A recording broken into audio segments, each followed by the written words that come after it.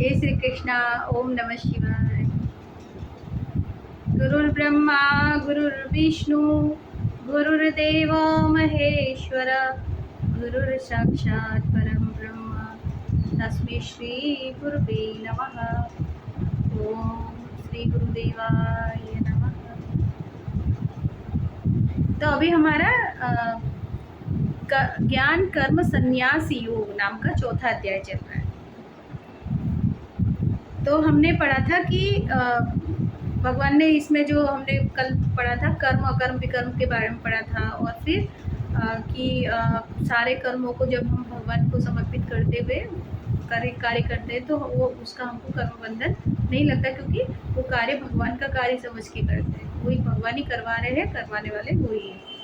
फिर दो तरह के योगी होते हैं, एक जो बाह्य पूजा ज्ञान तप करते हैं योगी जन, भली बात अनुष्ठान के द्वारा जो है कार्य करते हैं, और दूसरा था कि जो लोग आत्म रूप दर्शन में अपने आत्मा में संतुष्ट रहकर परमात्मा में अपनी आत्मा में कोई भेद न जानते हुए परमात्मा में ही अपने आप को स्थित मानते हैं, और हम पूरी तरह से परमात्मा में ही स्थित है ऐसा समझते हो। अपने भीतर में भी आत्मा से आत्मा में ही यज्ञ करते हैं। उससे आगे था श्रोता दीनेन्द्रियाण्ये संयमाग्निषु जुह्वति शब्दादीन दिन विषयान्य इंद्रियाग्निषु जुह्वति। यानी अन्य योगी जन श्रोत आदि समस्त इंद्रियों को संयम रूप अग्नियों में हवन किया करते हैं, सुनते हैं ना। कुछ एक स्रोत माने सुनना, सुनने के लिए, सुनकर जो है इंद्रियों को अपने संयम में रहकर, और अग्नियों में संयम रूप अग्नि जो होती है, संयम भी एक अग्नि है जिसमें सारे हमारे संयम किस पर करना होता है, हमको अपनी इंद्रियों पर करना होता है ना, क्योंकि इंद्रियां ही हमें फंसाने वाली होती है ना। एक स्वाद की इंद्री है, देखने की इंद्री है, सुनने की है, कानों से सुनने की, स्पर्श की है ना। तो ये सारी इंद्रियां ही हमें संसार में फंसाती है पूरी तरह से, है ना। अति खाने की आदत है, अलग अलग टेस्ट है, आज ये खाए तो इसके बिना ऐसा मैं खा ही नहीं सकता है, और क्या क्या चाहिए मुझे, ये चाहिए वो चाहिए, हर समय वो स्वाद की अग्नियों इंद्री में फंसे रहना, देखने की इंद्रियों में फंसे रहना, सूंघने की इंद्रियों में फंसे रहना, फिर स्पर्श की इंद्रियों में, टच इंद्री जो होती है उसमें फंसे रहना। तो ये सब इंद्रियों में संयम किस में करना होता है, इंद्रियों। तो इंद्रियों को अपना संयम करके संयम रूप की जो अग्नि है उसमें अपने इंद्रियों को भस्म करते हैं, उसका हवन करते हैं। और दूसरे योगी जन क्या करते हैं, शब्दादि समस्त विषयों को इंद्रिय रूप अग्नियों में हवन किया करते हैं। इंद्रियों को संयम रूप अग्नि में, और दूसरा है इंद्रिय रूप अग्नियों में हवन किया करते हैं दूसरे योगी लोग। शब्द है, सब जो भी होता है तो वो सारे शब्द है, एक तो सुनना होता है, एक बोलना होता है ना। तो बोलने की भी सारी जो है, बोलना, बहुत ज़्यादा बोलना, बहुत जरूर कुछ भी मुंह से बाहर निकालना, ये भी एक इंद्रिय विकारी है ना। तो इसको भी इसका भी अग्नि में, इंद्रिय रूप अग्नि में हवन कर देते हैं। सर्वाणी इंद्रिया कर्माणि प्राण कर्माणि चापरे आत्म संयम योगाग्नो जुह्वति ज्ञान दीपिते। दूसरे योगी जन क्या करते हैं, इंद्रियों की संपूर्ण क्रियाओं को और प्राणों की समस्त क्रियाओं को ज्ञान में प्रकाशित आत्म संयम योग रूप अग्नि में हवन किया करते हैं। एक तो क्या करते हैं, अपने शब्दों पर कंट्रोल करना, अपने पांचों इंद्रियों पर, स्वाद है ये जो मैंने अभी बताया, इस सारी इंद्रियों पर कंट्रोल करके संयम रूप अग्नि में इसका हवन करते हैं, और संयम मतलब इनमें संयम लेके आते हैं। और दूसरा क्या है कि दूसरे तरह के योगी क्या होते हैं, योगी जन क्या होते हैं, इंद्रियों की संपूर्ण क्रियाओं को, इंद्रियों की क्रिया क्या करते हैं, इंद्रिया हमारी बाहर की ओर चलती रहती है ना, काम करती है ना, वो भी तो देखने के लिए बाहर नजर रहती है हमारी, और सुनने के लिए अलग किसी सुना उससे बात करना, ये सारी इंद्रियां हमें बाहर की ओर लेके जाती है ना। तो इन ये क्रिया ही तो काम हो रहा है ना, इनके द्वारा कार्य, देखने का कार्य, सुनने का कार्य, खाने का कार्य, ये सारा कुछ इंद्रियों के द्वारा होता है। तो वो लोग क्या करते हैं, संपूर्ण इनकी क्रियाओं को, प्राणों की समस्त क्रियाओं को ज्ञान से प्रकाशित आत्म संयम रूप। तो इसमें ज्ञान में इसको परिवर्तन कर देते हैं, है ना। कुछ भी उलूल जुलूल बोलते रहते हैं, है ना, कुछ भी खाते पीते हैं, तो इनमें उनका क्या होता है, संयम हो जाता है। संयम योग रूप अग्नि में इसको तपा के जो भी बोलेंगे शुद्ध बोलेंगे, जो भी खाएंगे अच्छा खाएंगे, शुद्ध खाएंगे, जो भी है ना, जो शरीर को पोषण दे, इस तरह से संयम करके अब हर चीज में वो उसका हवन अग्नि, संयम रूप अग्नि में उसका हवन करते हैं। द्रव्य यज्ञास्तपो यज्ञ योग यज्ञास्तथा परे स्वाध्याय यज्ञान ज्ञान यज्ञाश्च यतय संसित व्रता। हम सोचते हैं यज्ञ केवल खाली हवन करने में स्वाहा किया तो वही यज्ञ है ना। यज्ञ वो सिर्फ वही यज्ञ नहीं है, यज्ञ के अलग अलग रूप है ना। ईश्वर प्राप्ति के लिए हम अलग बहुत तरीके के यज्ञ करते हैं। अपनी आत्मा में स्थित होना ही तो हमारा मकसद है ना इस धरती में आने का। तो कई लोग क्या करते हैं, द्रव्यों की अग्नि देते हैं स्वाहा करके। कितने लोग तप यज्ञ करते हैं, तपस्या करते हैं, है ना, अपने शरीर की अपनी साधनाएं करते हैं, तप करते हैं। तप माने क्या, जब ईश्वर प्राप्ति के लिए कार्य करना ही तप है। ईश्वर प्राप्ति के लिए हम जो भी कार्य करते हैं उसको तप कहते हैं। और दूसरे कितने योग रूप यज्ञ, योग रूप यज्ञ करने वाले हैं, है ना। योग करते हैं, योगा करते हैं, ध्यान करना, योग माने जोड़ना, है ना। तो किस में जोड़ना, अपने आप को अपने आप से जोड़ देना, अपने मन को अपने आत्मा के साथ में एक कर देना, तो वो योग का तप करते हैं। और कितने ही अहिंसादी तीक्ष्ण व्रत हुआ, कोई अहिंसा नहीं करते, अहिंसा का व्रत ले लेते हैं, किसी पे न खुद पर अपनी अहिंसा करनी है ना किसी और पर अहिंसा करनी है ना। अहिंसा का मतलब ये नहीं होता हम दूसरों को मार रहे, पीट रहे, दूसरों को के नुकसान पहुंचा रहे। जब हम खुद को भी नुकसान पहुंचाते हैं ना, जो भाई कई लोग जो होते हैं वो आत्महत्या कर लेते हैं ना, तो वो अपने प्रति हिंसा है सबसे बड़ी। अपने को मारना मतलब अपने के लिए हिंसा करना, दूसरे को मारना, दूसरे के प्रति हिंसा करना। तो अहिंसा दोनों पर लागू होता है, खुद को भी परेशान नहीं करना है और दूसरों को भी परेशान नहीं करना है, वो अहिंसा है। अहिंसा के दो पहलू हैं, हर एक चीज़ के दो पहलू होते हैं, हमको दोनों को देखना होता है ना। खुद के प्रति भी हिंसा नहीं करना, क्यों नहीं करना खुद के प्रति हिंसा, अरे हमारे हृदय में हमारी आत्मा में तो परमात्मा है ना। तो अगर हमें ये ज्ञान होगा तो अपने प्रति भी कभी हिंसा नहीं करेंगे। गुस्सा करना, गुस्सा भी हिंसा करना में ही आता है। गुस्सा करते हमें लगता है हम दूसरों के ऊपर गुस्सा कर रहे हैं, जबकि हम अपने खुद के ऊपर, क्योंकि अपने को कष्ट देते हैं ना। तो गुस्सा करना भी हिंसा ही करना होता है। गुस्से में हम अपने आप को नुकसान पहुंचाएं या दूसरों को नुकसान पहुंचाएं, दोनों ही हिंसा है। तो दोनों के प्रति भी हिंसा नहीं करनी होती है ना। तो ऐसा व्रत ले लेते हैं, ना खुद को नुकसान पहुंचाना, ना किसी और को नुकसान पहुंचाना। तो ये अहिंसादी व्रत लेकर भी यत्नशील होते हैं पुरुष। और कुछ लोग स्वाध्याय करते हैं अपने भीतर। तो जो स्वाध्याय किया जाता है उसको ज्ञान यज्ञ कहते हैं। स्वाध्याय करते हैं तो ज्ञान यज्ञ हो गया। योग करते हैं, ध्यान करते हैं, अपनी आत्मा मन को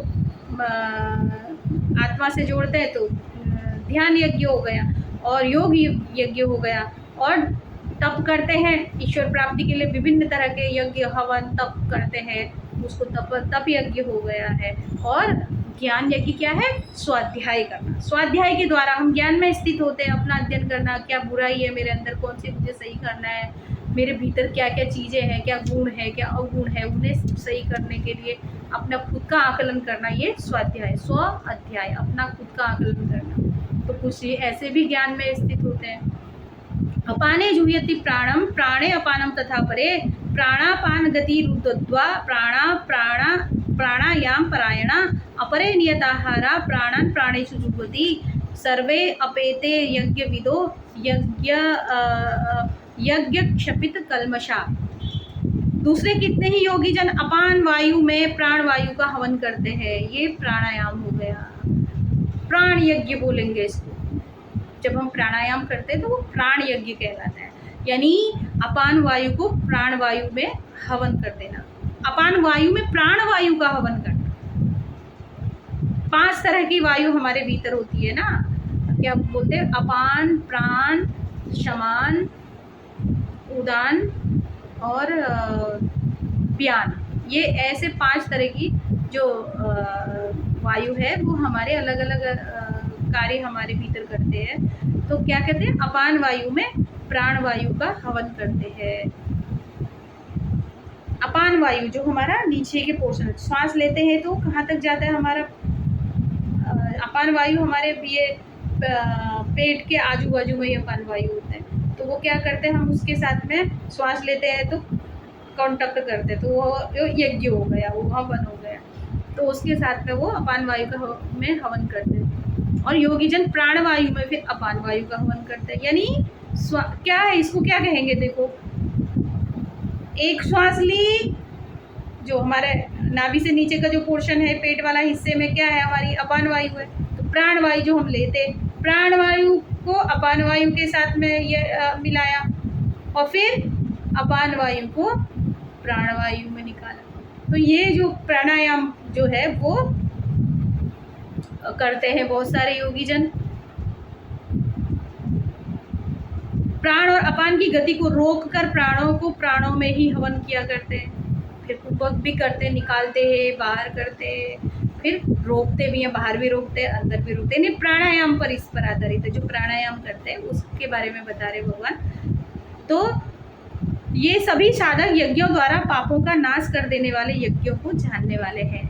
क्यों करते हैं ऐसा? ताकि हमारा शुद्ध हो, हमारा शरीर, हमारे अंदर से जितने भी दोष हैं वो समाप्त हो, ज्ञान में स्थित हो, ज्ञान हमको प्राप्त हो। सबका उद्देश्य ज्ञान की प्राप्ति ही होता है। तो ज्ञान अलग अलग तरीक़ों से हमें प्राप्त होता है। यज्ञ है अलग अलग, स्वाध्याय करो, प्राणायाम योग करो, या फिर ध्यान करो, और या फिर अनुष्ठान, ये सब का मार्ग एक ही है कि ज्ञान की प्राप्ति।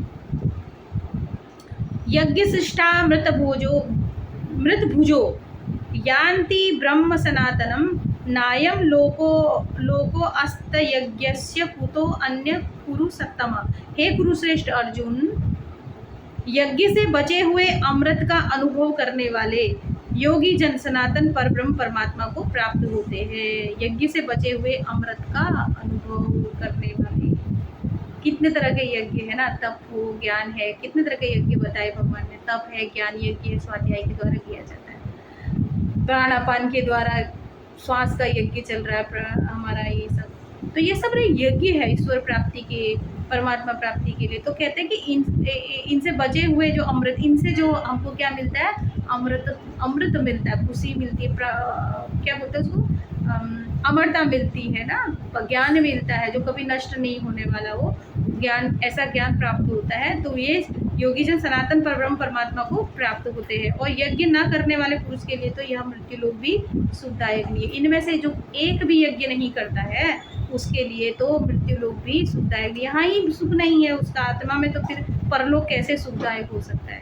तो यानी तब यज्ञ करना कितना जरूरी है। कोई सा भी यज्ञ हो, चाहे ज्ञान यज्ञ हो, स्वाध्याय के द्वारा ज्ञान में स्थित हो, या फिर तप के द्वारा हो, तप यज्ञ हो, जो ईश्वर प्राप्ति के लिए जो हम प्रयत्न करते हैं उसे तप यज्ञ कहते हैं। और फिर चाहे वो अनुष्ठान हो, द्रव्यों के द्वारा किया गया हो, तो कुछ न कुछ तो करना ही चाहिए ईश्वर प्राप्ति के लिए। अगर जो नहीं करता है ये सब भी यज्ञ, तो वो तो इस मृत्यु लोक में, तो उसके लिए इस मृत्यु लोक में ही सुख नहीं है, परलोक की तो छोड़ी, परलोक में तो फिर क्या ही सुख मिलेगा उसको। एवं बहुविधा यज्ञा पितता ब्रह्मणो मुखे कर्म जान विद्वितान सर्वानेवं ज्ञात्वा विमोक्ष्यसे। इसी प्रकार और भी बहुत तरह से के यज्ञ वेद की वाणी से के विस्तार में कहे गए हैं।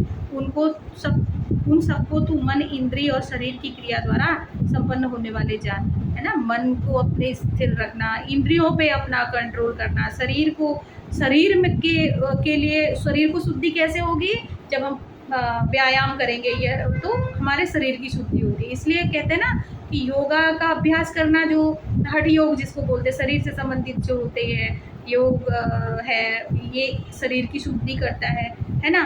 और मन की शुद्धि क्या करेगा, मन की शुद्धि करता है हमारा ध्यान, ध्यान से हमारा मन शुद्ध होता है, प्राणायाम से हमारा मन शुद्ध होता है, प्राणायाम से मन स्थिर रहता है और शुद्ध होता है। और फिर इंद्रियों पे संयम आता है। मन जब संयम में रहेगा, मन ध्यान करेंगे या तप करेंगे शरीर के लिए, शरीर को शुद्धिकरण के लिए, तो फिर क्या होता है, हमारा श्वासों के द्वारा हमारे शरीर की भी शुद्धि होती है। इसलिए प्राणायाम करना बहुत जरूरी है।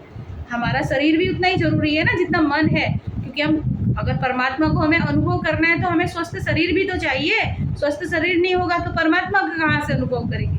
और मनुष्य का जीवन तो होता ही है परमात्मा का अनुभव करने के लिए, बहुत अमूल्य है। इसको ऐसे ही व्यर्थ नहीं गंवाना चाहिए। इसमें सांसारिक कार्य करते हुए भी अपने लिए भी कुछ न कुछ तप से, यज्ञों से हमको जुड़े रहना चाहिए, है ना। तो शरीर की शुद्धि कैसे होगी? योगाभ्यास करने से। मन की शुद्धि कैसे होगी? प्राणायाम और ध्यान के द्वारा। तो तत्व से जानकर उनके अनुष्ठान द्वारा तो कर्म बंधन से सर्वथा मुक्त हो जाएगा। तत्व से जान की ये जरूरी है, ईश्वर का ही है, परमात्मा का ही है सब। ये जो भी यज्ञ कर रहे हैं, जो भी यज्ञ हो रहा है उससे ज्ञान में स्थित हो रहे हैं ना। तो ज्ञान से क्या होता है? ज्ञान साबुन की तरह है ना। ज्ञान को हम जीवन में क्या साबुन की तरह इस्तेमाल करना चाहिए। साबुन क्या करता है? कपड़े से सारे मैल धो देता है। ऐसे ही ज्ञान है, ज्ञान जिसकी व्यक्ति के जीवन में होता है उसके भी सारे मल आवरण कर्म जो होते हैं ना वो धुल जाते हैं। श्रेयान द्रव्यमयाद्यज्ञान यज्ञ परंतप सर्वकर्माखिलम पार्थ ज्ञाने परिसमाप्यते। हे परम तप, हे अर्जुन, द्रव्यमय यज्ञ की अपेक्षा ज्ञान यज्ञ अत्यंत श्रेष्ठ है। कहते हैं ना द्रव्य यज्ञ पहली श्रेणी है। तो हम द्रव्य यज्ञ मीन्स क्या? जो हम अग्नि जलाते हैं, यज्ञ करते हैं ना, उससे श्रेष्ठ ज्ञान यज्ञ है ना। द्रव्य यज्ञ में कुछ गलतियां हो सकती हैं हमसे, लेकिन ज्ञान में हो रहने से क्या होगा कि हम गलती नहीं करेंगे कोई भी ना। तो ज्ञान यज्ञ उससे ज़्यादा श्रेष्ठ माना जाता है। तो कर्मों में शुद्धता आती है ज्ञान के द्वारा। ज्ञान हमारे अंदर होगा तो हमारे शुद्ध कर्म हमारे हाथों से होंगे ना। जो भी होगा अच्छा ही होगा, तो शुद्ध होगा जो भी होगा। तो ज्ञान जो है क्या होता है? कह रहे द्रव्यमय यज्ञ की अपेक्षा ज्ञान यज्ञ श्रेष्ठ है तथा ध्यान मात्र संपूर्ण कर्म ज्ञान में समाप्त हो जाते हैं। सारे कर्म ज्ञान होगा तो सारे कर्म हमारे समाप्त हो जाते हैं उसके द्वारा। तो ज्ञान यज्ञ को द्रव्य यज्ञ से भी बड़ा माना गया है। तद्विन्धि प्रणिपातेन परिप्रश्नेन सेवया उपदेक्ष्यन्ति ते ज्ञानम ज्ञानिन तस्त तत्वदर्शिन। उस ज्ञान को तू तत्वदर्शी ज्ञानियों के पास जाकर समझ। तत्वदर्शी ज्ञानियों के पास जिनको इन सब चीज़ों का ज्ञान है, तो कहते हैं कि तू उनके पास जाकर उनको समझ कि ये क्या है, क्यों हमें ज्ञान होना चाहिए, तत्व क्या है ना। कौन सी चीज़ है जो मेरे भीतर ये कर्म बंधनों में मुझे बांध रही है, कौन सी चीज़ है जो मुझे सही करनी ज़रूरी है। तो ये अपने आप तो होगा नहीं, तो हम किसके पास जाएंगे इसके लिए? तत्वदर्शी, जो जानते हैं, आत्म तत्व को जानते हैं, जो परमात्मा तत्व को जानते हैं, ऐसे तत्वदर्शियों के पास जाके तो उनसे जान।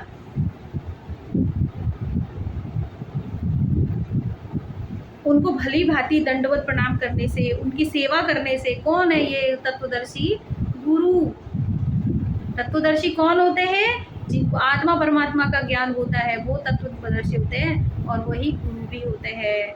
उनको प्रणाम करने से और उनकी सेवा करने से और कपट छोड़कर सरलता पूर्वक प्रश्न करने से परमात्मा तत्व को भली भांति जानने वाले। अभी कई लोग क्या करते हैं, गुरुजनों के पास जाते हैं तो उल्टे पुल्टे प्रश्न उनसे जाके पूछते हैं, है ना। उनको ऐसा लगता है कि अरे ये प्रश्न मैं पूछूंगा तो ये कैसे जवाब देता है, देखो ये कपट है ना मन के अंदर, कपटी तो होता है ये सारा। तो कहते हैं कि तत्वदर्शी जो होते हैं, जो परमात्मा आत्म तत्व परमात्मा तत्व को जो जानने वाले लोग होते हैं, उनको प्रणाम करना चाहिए। उनको प्रणाम करो, कपट को छोड़कर सरलता पूर्वक वाकई में जो अच्छे प्रश्न है, जिनकी जिज्ञासा है, वास्तव में जिन प्रश्नों को पूछने से मेरा कल्याण हो सकता है, उन प्रश्नों को पूछ के परमात्मा तत्व को जानने वाले ज्ञानी महात्मा तुझे उस तत्व ज्ञान का उपदेश करेंगे। तो सुनना, देखो गुरुजनों की वाणी को सुनना कितना महान है, कितना अच्छा कार्य है कि जब सुनते हैं तो उससे सुनने से भी हमारे भीतर क्या होता है, हमारे कई विकार नष्ट होते हैं। तो आज इतना ही, इससे आगे कल पढ़ेंगे। यहीं पर भगवान को समर्पित करते हैं। चौथा अध्याय चल रहा है, ज्ञान कर्म संन्यास। तो क्या होता है, जो तत्वदर्शी होते हैं, जो गुरुजन होते हैं, उनका आदर सम्मान करना चाहिए और उनसे जाके वो प्रश्न, अगर हमारे मन में शंकाएं हैं, हम समझ नहीं पा रहे, तो उनसे ये प्रश्न पूछे कि भाई ऐसा क्या है, अपने कल्याण के लिए, है ना, कपट को छोड़कर झुककर दंडवत प्रणाम करते हुए उनका इज्जत, दंडवत प्रणाम करने का क्या मतलब है कि पैरों में ऐसे लंबा लेट गए, उससे नहीं, भाव जो होता है शुद्ध भाव से अंदर से उनका सम्मान करते हैं, हृदय से उनका सम्मान करना, वो कहलाता है। तो उन लोगों को, परम तत्व को जानने वाले ही तत्वदर्शियों से तुझे क्या करना चाहिए, पूछना चाहिए इससे संबंधित जो भी है कि तत्व क्या क्या है, ये सब ज्ञान क्या है। ज्ञान तभी आता है ना, तो सुनने से भी हमें ज्ञान आता है, पढ़ने से ज्ञान आता है। जब हमारे गुरु हमें ज्ञान देते हैं तो उनसे भी हमें ज्ञान मिलता है। तो गुरु की वाणी को अवश्य सुनना चाहिए, क्योंकि गुरु के बिना ज्ञान नहीं मिलता है। गुरु की वाणी से हमारा मन शांत होता है। तो यहीं पर इसको आज भगवान को समर्पित करते हैं। श्री कृष्ण गोविंद हरे मुरारे, हे नाथ नारायण वासुदेव, हे नाथ नारायण वासुदेव, हे नाथ नारायण वासुदेव। जय श्री कृष्ण।